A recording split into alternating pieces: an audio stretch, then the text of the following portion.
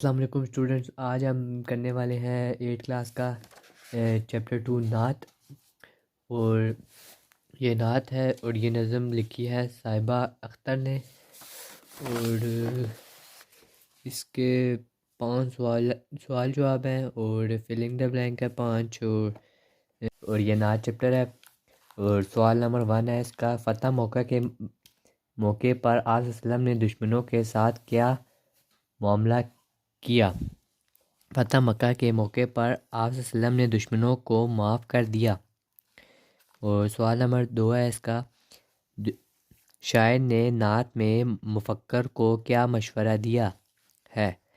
جواب ہے اس کا، شاعر نے نعت میں مفکر کو مشورہ دیا ہے کہ اگر فکر کرنے والے ہو تو آپ صلی اللہ علیہ وسلم نے فکر کے عنوان کو دیکھو۔ سوال نمبر 3 ہے، امین ہو تو عرب کے اس امانت دار کو دیکھو۔ جواب، اس مصرعے کا مطلب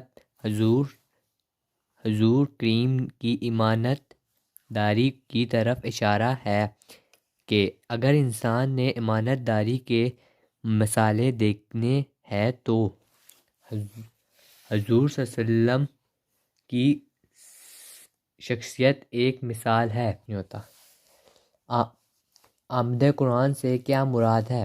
جواب، آمد قرآن سے مراد ہے حضور کریم قرآن پاک کا نازل ہونا ہے، جو وحی کے ذریعے تقریباً 23 سال کے طویل عرصے میں نازل ہوا۔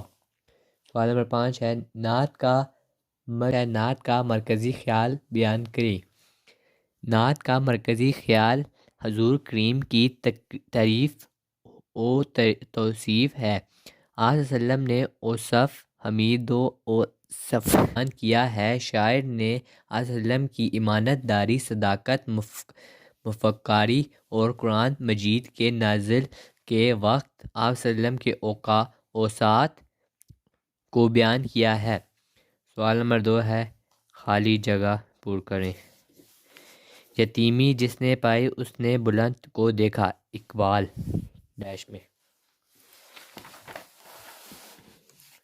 اور یہ ہے، مفکر ہو تو اس فکرے کے ڈیش کو دیکھو، عنوان کو۔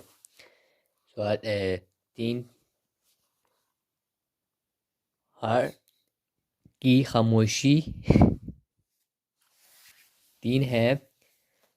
کی خاموشی میں آمد قرآن کو دیکھو، خاموشی فلم۔ اگر مظلوم ہو تو اہل ڈیش پر عطا دیکھو، طائف۔ 5، ذرا اس فتح عالم کو فائدہ ڈیش کو دیکھو، ظفر۔ سوال نمبر 3 ہے، الفاظ معنی۔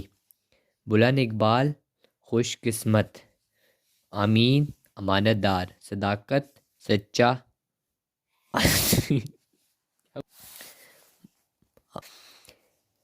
فتح عالم، دنیا کو فتح کرنے والا، انسان کا عامل، مکمل انسان۔ مفکر، سوچ بچا لڑنے والا۔ آمد قرآن، قرآن کا نازل ہونا۔ ظفر، کامیابی۔ زنک، طریقے۔ اہل طائف، طائف کے رکھنے والے۔ اگر آپ کو ویڈیو اچھی لگی ہے تو چینل کو سبسکرائب کریں اور ویڈیو کو لائک کریں۔